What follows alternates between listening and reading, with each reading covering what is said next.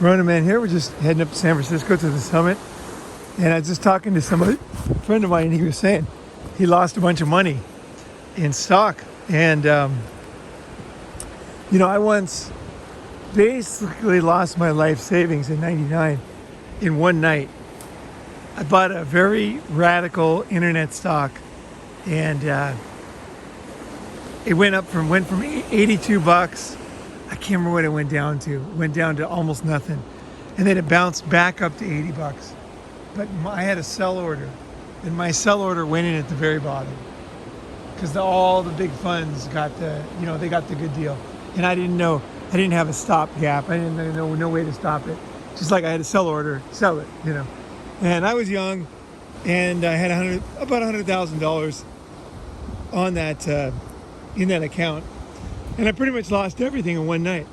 And man, I tell you, mentally, it was very tough. It was very tough to come back from that. I didn't know what to do. I was like, I literally, it's super steep and slippery here. I didn't know what to do. Like, I just kept staring at the computer, I just kept staring at it like it's going to come back. And then it was super depressing because my stock actually went down and then came back up. So it was like just the worst feeling, And then it went back down. So, it didn't stay up. But that was during the internet bubble of 1999.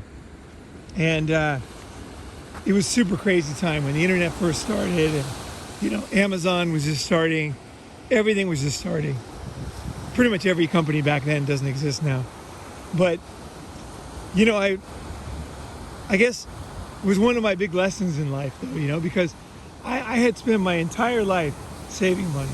My whole self-esteem was based on the fact that I was the value investor guy.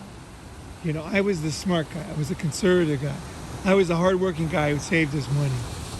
And then, all my friends were talking about internet stocks, and everybody was excited. And then I just, I kind of succumbed to what was going on. All my friends were making money. So I started, day trading. And then basically what happened was I remember I made like, can't remember exactly, it was something like $6,000, $8,000 in one day. And I went to work, and I just felt like, I looked at the boss and I just thought, fuck this job. Even though I was headhunting. So I was making good money. But even then I was making like $6,000 a day trading. So I'm like, even if I can make a good deal, at the time my commission split was pretty bad. So I'd make like $10,000 on a deal. Later on, I would end up making all of it, like $36,000 on a deal on each introduction. But, I worked pretty hard for that deal, right? Fucking, that was hard work, a lot of phone calls. And here I am just making money, like super easy. And man, so I just felt like the smartest guy in the world. The next minute, I felt like the dumbest guy in the world. I'm just sitting there with nothing. My friend was over at the house. We were trading together, like it was like the middle of the night. We were like on the internet, and back then you didn't trade with the internet. You looked at the internet to see the price, but then you traded with the phone. So we were on the phone with the guy. There's like a toll-free number. We'd just be on with him all the time and just like buy this, sell that, and this and that. And then, my friend didn't know what to say, so he just like went home, because I was like super depressed, and I'm like, I guess he wasn't worried about me, but I had the weirdest feeling that night. And then I woke up the next morning, and I remember thinking, like, what do you do? What do you do when your whole self-image and all the work you've done, everything you've done is like pulled out from under you like a rug, Because like I read this book called One Up on Wall Street by Peter Lynch, and I read The Wealthy Barber and The Richest Man in Babylon, and I was like the guy everybody came to. I was the stock guy. I was the guy to ask about stock advice at the time with my friends, And so, all of a sudden, I didn't have that role anymore because I was the guy who lost all his money. So nobody asked me stock advice anymore. and I didn't have any money. I lost, I worked, you don't even fucking know how hard I worked to save that money as an English teacher, man. Fucking cans of tuna, it's snowing outside, I'm sitting there eating the tuna with my finger, just pulling, I didn't have a fork, Like nights like that, you're just cutting your finger on the fucking side of the can. Everybody's inside the restaurant. I'm just doing it to save that $15.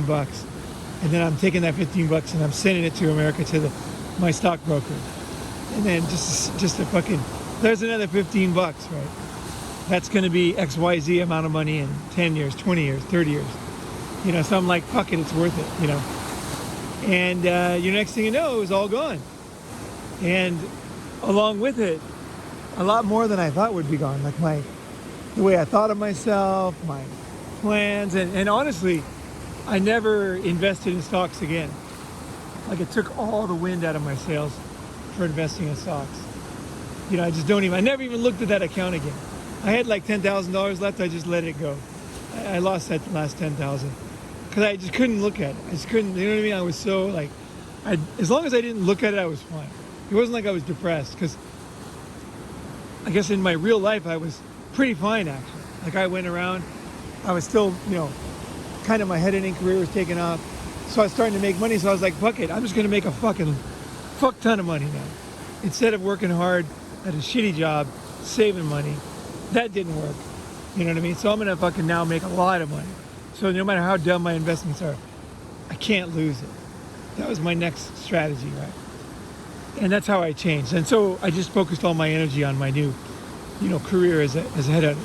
Because I just started.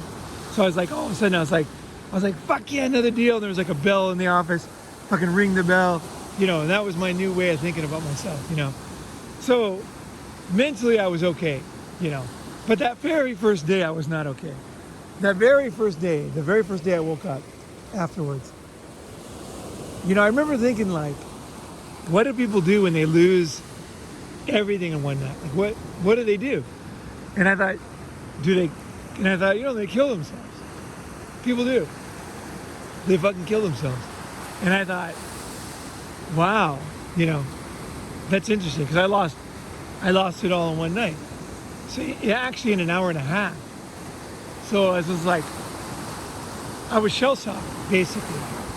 And I went to like an AA meeting the next day and I told everybody, and the funny thing was everybody laughed because nobody had any sympathy because they were all kind of jealous of me for saving all that money because they knew I had been doing well. So it was basically a bunch of idiots. But they were like, they don't give a shit. So I was like, okay. I never really realized people were jealous of me because I didn't feel like you should be jealous of me because I was working my ass off.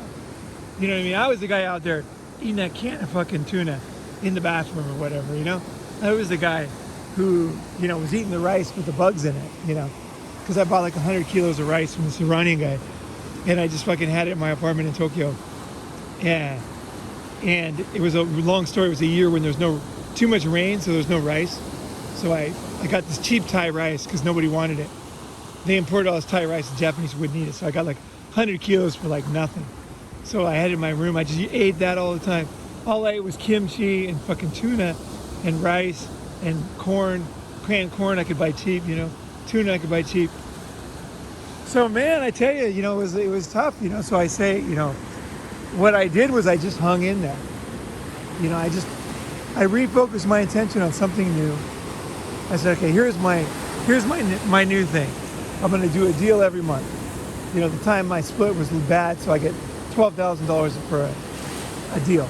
So I work my ass off, try to get a deal every month. You had to pay a lot of tax, so it wasn't like $12,000. But anyway, it was a lot of money, So I just fucking focus and it just success. That's one way to handle it. I think the other way is to talk about it. And that meeting, even though no one really sympathized with me just talking about it was good. Like when I kept it a secret, it wasn't good. So I was like, because if I kept it a secret, then people would come to me and ask me stock advice. And then I felt like a liar because I'm like, wait, I got to tell people.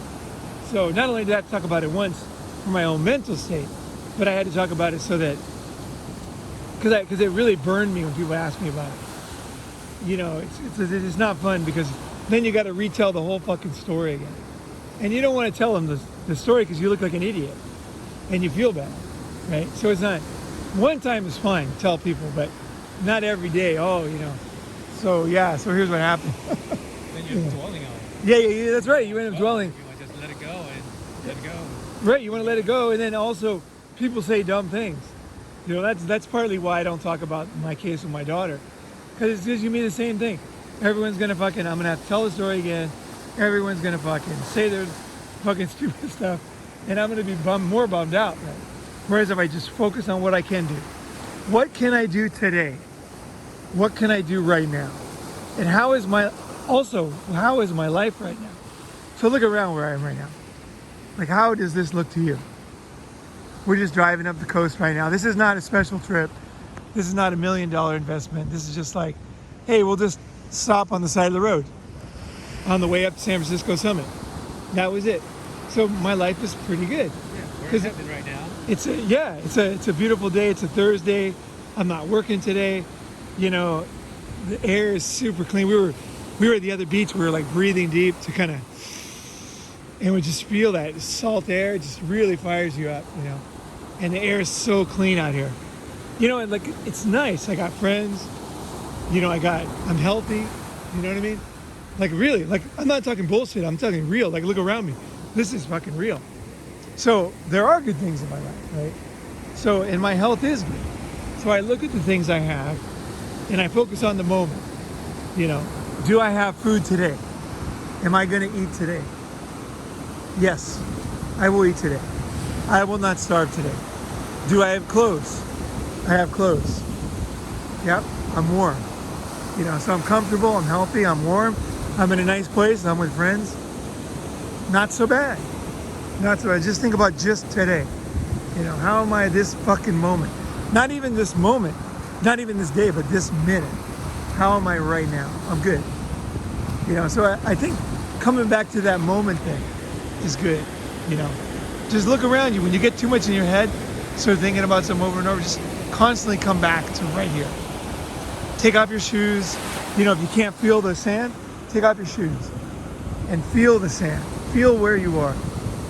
When you lean back in something, when you get in the water, when you lean back on your bed, you know, feel the bed. Like, be aware of your feelings. Like, when the sun hits your face, feel that. You know, right now, feel the wind coming up, that kind of cool wind. Just feel that. That is a very deep, like, technique for meditation, but you don't have to get all hairy-fairy about it. Just be in the moment and feel your feelings, and your ears are hearing things, right? What are your ears hearing, right? What are your feet feeling? What are your hands feeling? What's your face feeling? And then that combination. So, are you okay? Where are you, right? And then in the senses, right? How do you feel today? And then just talk about it with a friend, and then just protect yourself. Don't talk about it a million times. Don't let yourself get dragged into talking about it again. Talk about it when you want to talk about it, if you want to talk about it. You know, when you want to talk about it. And sometimes you don't want to talk about it. And then later, you're going to talk about it. But that's going to be when you're ready. Don't let other people pull you into shit.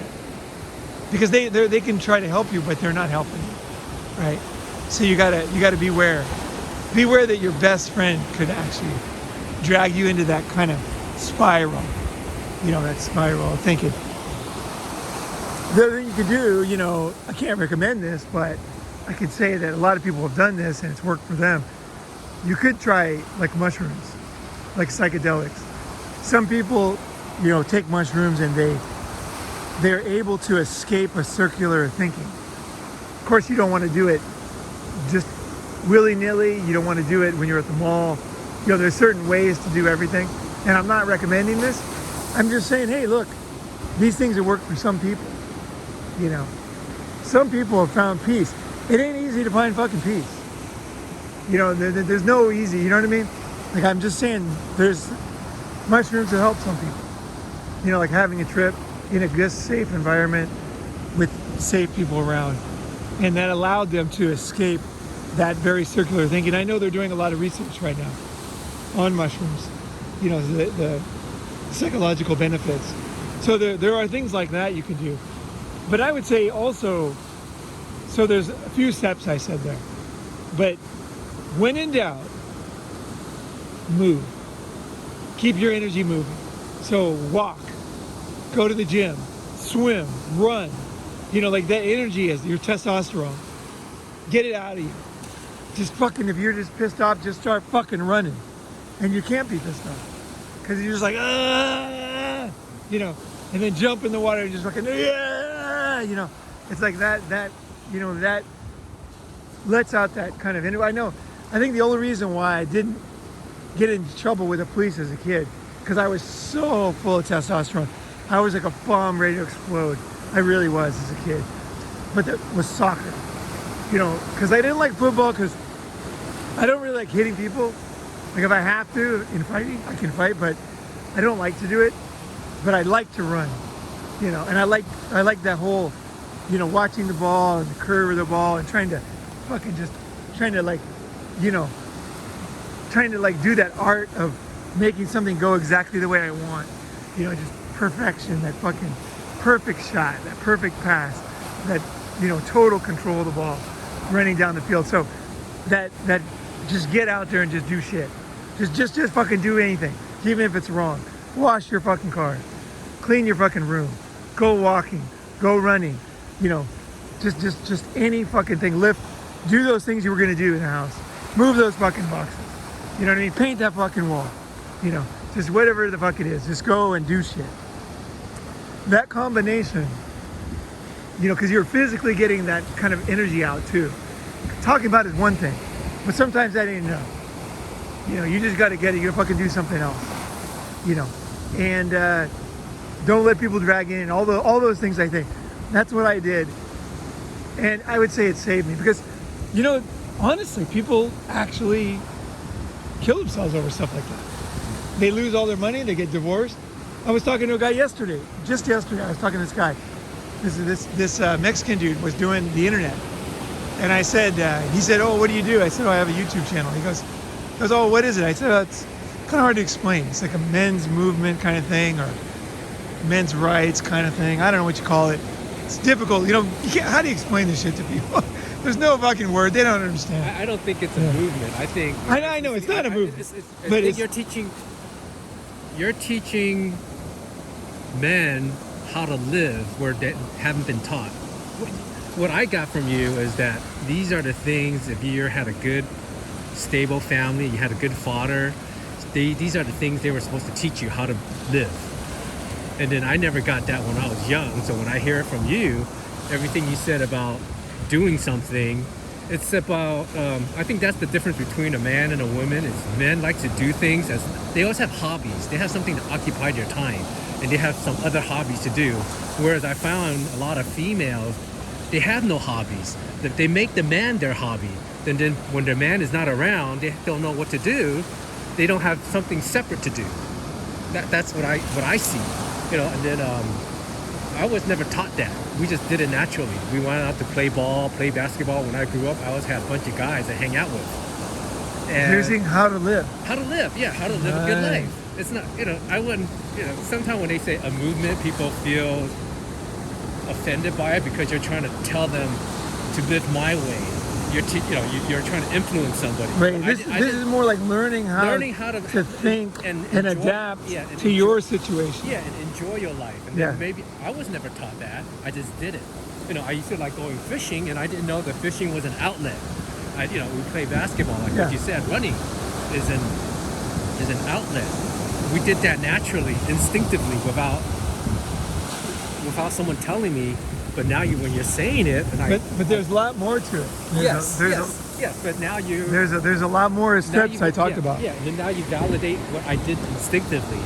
And then some people, you did one thing right. You did the energy, the movement, the focus on something else. You know, the other thing too is the way to think about it is like, we're not so different from infants. You know, I mean, we were infants, right? Yeah. So what do you do if an infant is like crying? He wants something. He wants his toy, right? Yeah. He wants his toy. He wants to go there. He wants to do this. And then, you can't do it because like the road's dangerous or something, right? Or you got to run. So what do? you focus his attention on something else. So you say, oh, hey, look at this over here, and then you hand him something, and then he looks at it. He's like, oh, and he starts playing with that, right? You're not really distracting him. What you're doing is you're taking his focus from one thing to another thing. Yes. And that is a very deep concept, because that's what I was doing with the stock when I lost my life savings, stock trading in '99. I said, okay, I'm not going to focus on the way I've been doing. I've been saving money. I've been being cheap. I've been working a job with small income. Now I'm going to focus on making more money so that I can't lose money. So no matter, even if I make bad investments, I still got tons of money every month. But I took my focus on this job and this life. I said, I got to find a new life in a new job. I got to find a new focus. Sorry, I moved over here. Okay, I'm going to focus on that here. I'm going to go here. I'm going to focus on this.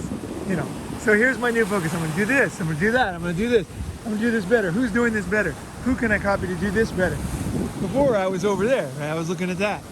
So just simply taking your mind off one thing and moving it to another thing is incredibly powerful, because what happens is when you look at one thing, let's say you look at politics, Donald Trump, whoever it is, Francois Mitterrand, whatever.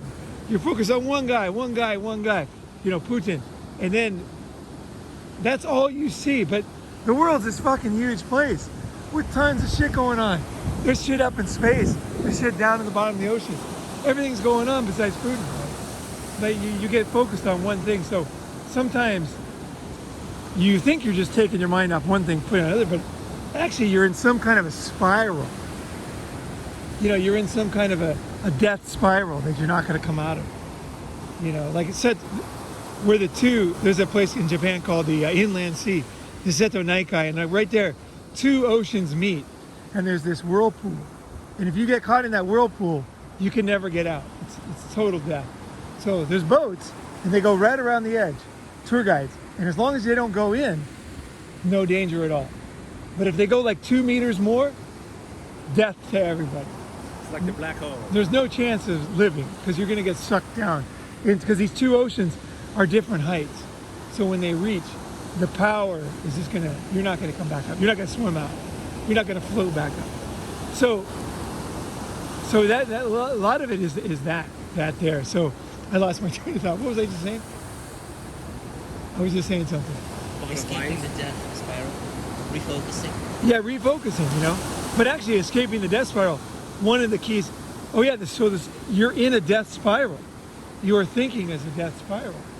That's what it is you're just going, you're going to stay in there. You got to say, this is a different kind of spiral, because you can get out of this one. So am I going to stay in this death spiral of thinking? All I'm thinking about is my accounts. All I'm thinking is my money. All I'm thinking is my ex-wife. All I'm thinking about is the fact that I got cancer. All I'm thinking about is, this new politician.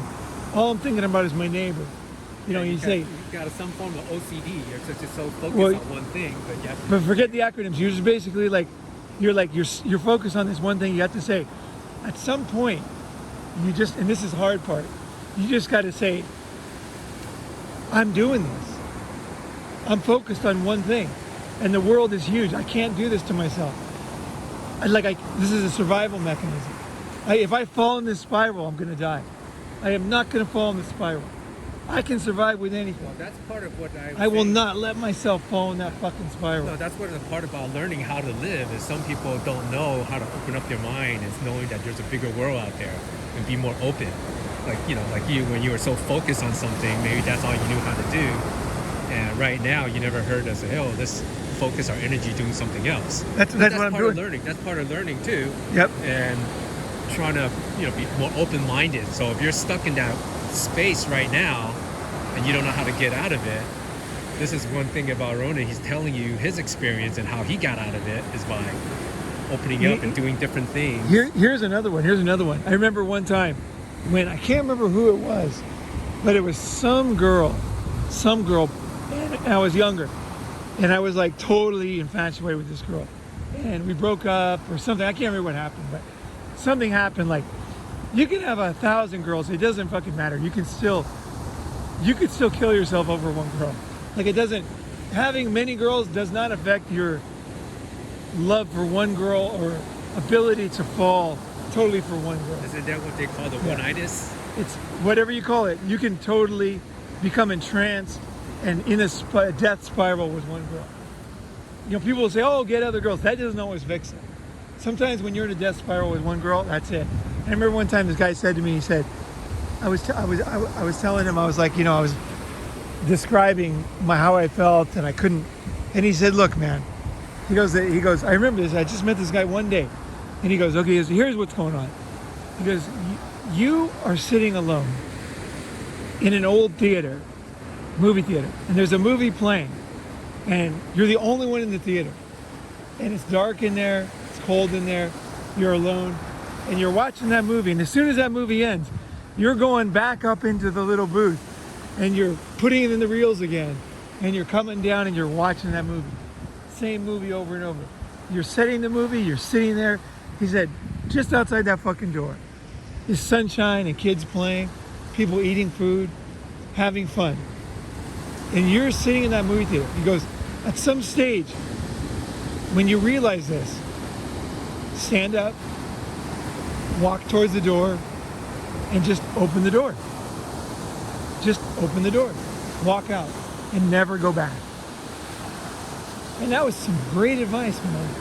That was some killer advice, because that image in my mind, because I felt like so dumb. I thought, well, I'm just sitting in this theater by myself. And it was so true. It was so true. So sometimes an analogy can help you to see what you're doing to yourself. So I don't know which one will help you. Maybe death spiral, maybe my story of the stocks, maybe the movie theater. But pick one. And I'll go back and listen to this, and I'll put down, or actually if somebody could do this for me, watch this video, write down the steps that I just said, because all those steps are very, very valuable. Those are the steps you got to go through, because you don't know which one's going to help you. Just fucking do them all. Just fucking do them all. You gotta try something. Don't fuck around. Do them all. Yeah. Do something. Because if you're in a death spiral, it's no joke. It's better to do something than to do nothing. Yeah. Do something, even if it's wrong. Yeah. All right, guys. There you go. We got the summit is going to be tomorrow, so September 24th. It's 23rd today. We'll upload this video hopefully today. And if you're around the area, jump in a fucking car, jump on a plane, and fucking come over. There's still time to come over. Even if you're in New fucking York. It's a 3-hour fucking flight. All right, guys.